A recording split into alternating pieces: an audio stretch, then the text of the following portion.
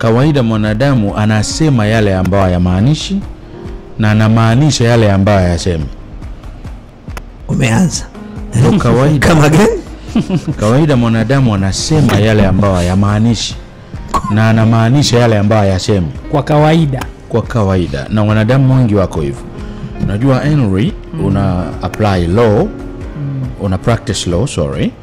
Sasa sababu nyingi mnazopata mahakamani sio sababu. Ni sababu bandia. Ni facade. Okay. Manake mtu analeta picha na anamaanisha tofauti.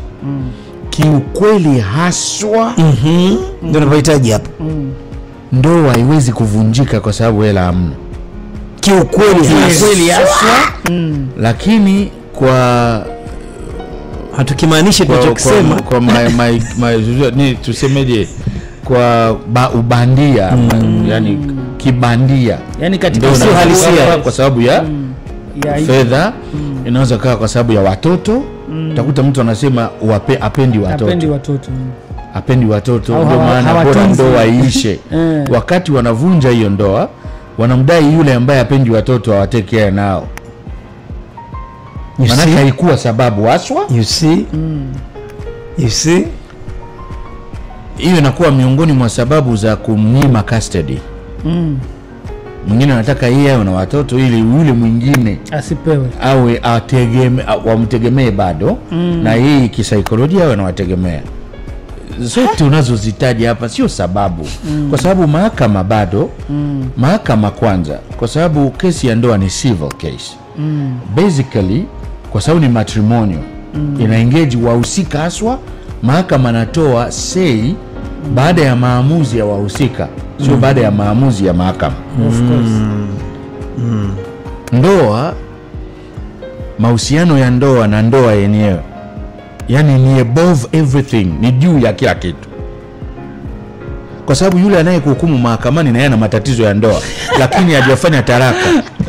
Na mwingine hapa tunaongea kwa sawa. Yeye amepata fursa ya kujua matatizo ya kwako. Wakati yeye muone anasema mbona huyu nafuu? Ana compare. Ameshafika level hii, lakini mimi mheshimiwa kuanza kupea itaniharibia CV. Alafu mimi ndo kazi yangu kuamua migogoro wakati mwingine na mgogoro nyumbani. Sasa mimi au kumbe pale wakati mwingine watu wanatoa mimi kile na yeye ana reflect. Kwa sasa doctor, kama fedha na ni sio sababu. Anasema sio sababu, sio sababu, ni tatizo. Na hakuna ndoa mbele za kavunjika kwa sababu hakuna fedha nyumbani. Hakuna ndoa inayovunjika kwa sababu pesa hamna. Hakuna ndoa inayovunjika kwa sababu watoto hawapo. Hakuna ndoa inayovunjika kwa sababu mmemfumania. Kwa sababu hakuna sababu zozote zile licha ya hizo mbili nilizowatajia. Saikolojia, yani hangaika popote utarudi pale tu. Kesi yoyote ile unaosema hapa, tunaongea kama watu ambao tumepata mwanga tayari. Tusiongee kama kwa utoto. Kwa sababu pale ni immaturity. Tunakuja hakuna huduma au faniki. Wangapi amekimbia, ameondoka nyumbani miezi 5 hayupo. Zote zile haziwezi kuwa sababu. Wangapi alimsubiria mwanaume amesafiri miaka 5? Anamsubiria mwanamke anasoma miaka 6. Wengi. Lakini ndoa bado ipo. Did you know kwa nini umesema hapa watu ambao wana chance, sijasema mvunje ndoa mara 3 ili uingie. Kwa wale ambao umeshaumia, usiigize maumivu, yanaweza yakaua. Maumivu yasipokuwa natural yanaua. Usiigize kwamba na mimi nivunje alafu nifikie ndoa ya 3. Kwa nini wale ambao wako kwenye mahusiano ya 3 haswa hawatoki? Sio kwa sababu amehangaika sana, hapana, kwa sababu ameelewa kuwa ukweli na ubeba mimi na saikolojia na ubeba mimi. Anakuwa na responsibility. Responsibility maana yake the ability to respond. Ukishakuwa na uwezo wa kujibu, kuitikia, uwezo wa kuwajibika kwa lugha nyingine, yani wewe unakuwa mwajibikaji wewe badala ya kuwajibikiwa, malalamiko yote hayatakuwepo. Eti fedha, maanake unataka kuwajibikiwa. Na tena kwa kawaida watu wengi hatujui, hakuna mwanadamu anayefurahi kwa ukweli wake anayekubali kusaidiwa na mwingine.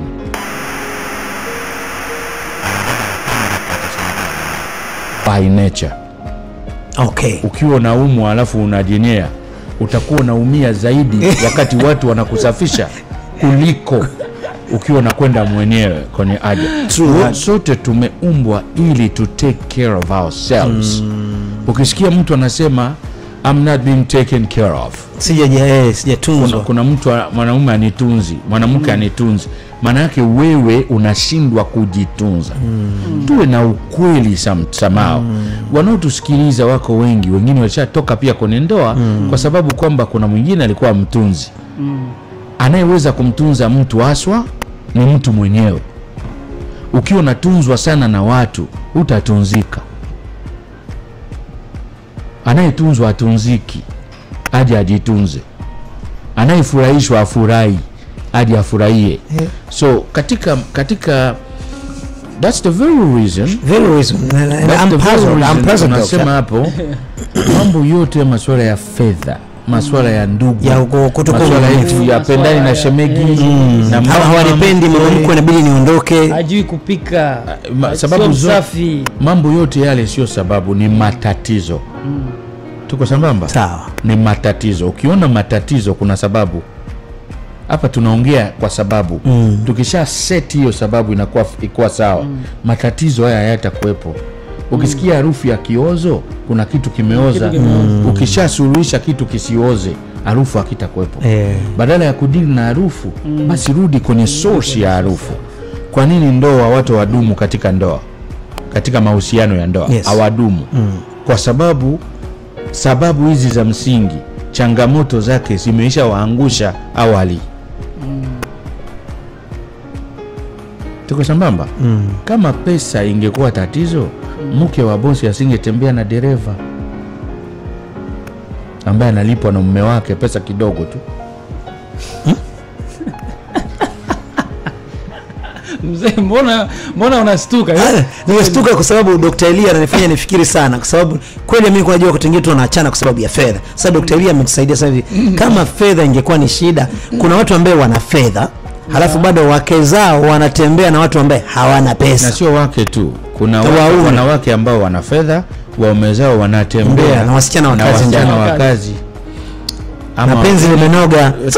Tutafutaga nini sasa? Tunashinda nini? Daktari, hebu tusaidie sasa. Ndio maana tunakuwa hapa kuongelea basic element. Badala ya kuongelea the devil is always in details. Tukiwa na details nyingi tutadanganya. Mahakamani mnapokea kesi kwa waongo watupu. Watu wote wanaokuja pale wana sheria, mnasikia kubwa waongo watupu. Yes. Make no mistake about it. My first degree in law, sikuendelea nayo kwa sababu my father akupendelea nifanye kitu ambacho nimechakata tamaa. Haina ukweli, hamna lolote. Sijawakatisha tamaa watu. Tutende tu kwa sababu dunia ni igizo. Tuendelee kuigiza hivyo hivyo, ila kimsingi asilimia kubwa ya watu wanaokuja pale ni waongo watupu. Na wewe kama lawyer unajua kabisa ni uongo mtupu. Na uongo ule ni professional. Inabidi endelee hivyo katika mchezo ili maisha pia yawe na ladha kama tulivyo hapa, kama pilipili, chumvi, machungu ni muhimu. Ila kiukweli hakimu wa kweli ni Mwenyezi Mungu ambaye siri kwake hamna. Anajua kila kitu. You see that? So naweza nikaongea kidogo? Mimi shida yangu ni unaweza kaongea sawa. Kabla nimekatiza, kuna mahali uliongea pointi moja muhimu sana. Ukasema huwezi kusikia harufu kama kuna kitu hakijaoza. Kwa hiyo ukisikia harufu inakuja, harufu mbaya, yes. Lazima utafute, je, kuna panya amekufa wapi? Ili ukamtoe ule mpanya ili harufu ifanye nini?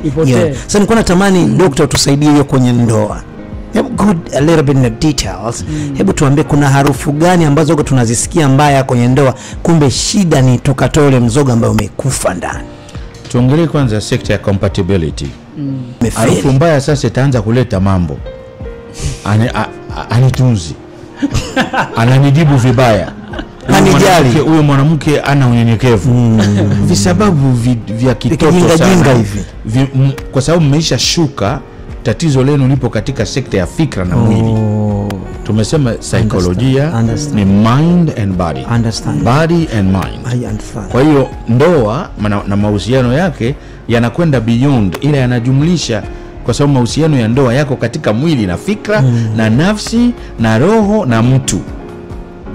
Miili yote mitano inahusika, lakini miili ya juu, nafsi, mwanga, mkishafeli kule, fikra yenu haina mwanga, mnakwenda kizani tu, mnaanza kupambana hadi mtu anaanza kumwambia mwenzake, kwa nini unaniangalia? Mbona unaniangalia vibaya? Wewe unaonaje? Unaniangalia sana. You see that? Yeah. So tunarudi hapo. Ili la koroma ili kilala. Yeah, mwanzo kaoni. Mwenzako yani unasikia unaanza kutoa kasoro. Chumvi inazidi kwenye chakula kila siku. Na kwa mbaya hivyo, yake vibaya. Yes, very good. Naweza nikaendelea kidogo? Yes, you can go. Okay. Unaanza kutoa kasoro zile kwa sababu katika msingi changamoto ile maisha feli kisaikolojia. Tuweke mwanga hapa katika compatibility. Watu wengi wanadhani majina yao yakifanana wanafaana. Wengine wanadhani wakitokea kabila moja wanafaana. Wengine wanadhani wakiwa taifa moja wanafaana. Kumbe kufaana ni kutofautiana katika uwiano. Ukivaa rangi moja uwezi ukaongelea compatibility, uwezi ukaongelea uwiano. Exactly. Ukivaa rangi moja tu swala la uwiano halipo. Ukimpenda mwanamke ama mwanaume ambaye mko sawa nini wawili, uwiano una tatizo tayari. Hapo utapata picha kwamba mahusiano ya ndoa matatizo yanaanzia pale. Watu wataki kutofautiana, kumbe uwiano unatengenezwa na tofauti. Kwa hiyo mkioana mke na mume alafu wote mko sawa, sasa mmevaa rangi zote pamoja, hakuna uwiano. Hakuna uwiano.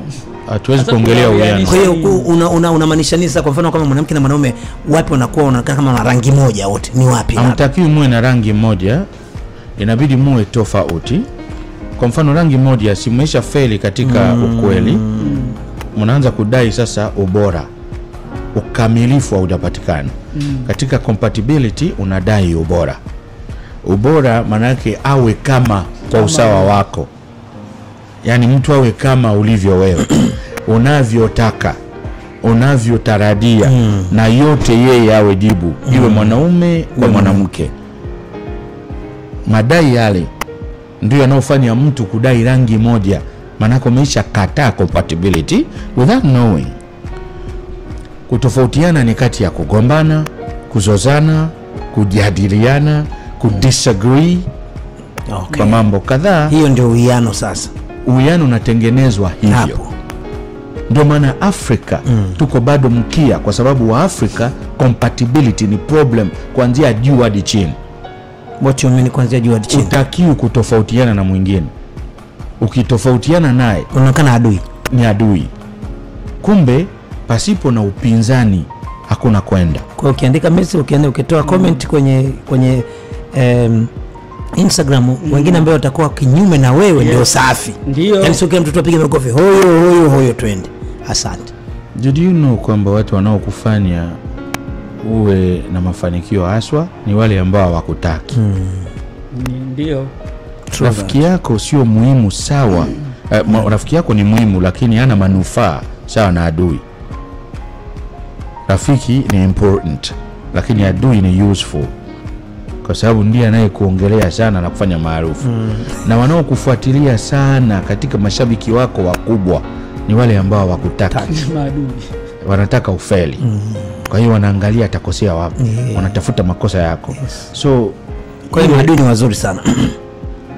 Kwanza adui rafiki mmoja wao akikosekana maisha yanakosa raza. Ukiwa na marafiki tu manake hauko sawa. Something is wrong. Inabidi uwe na maadui. Ukiwa nakula tu chakula kitamu alafu akigeuki choo. Something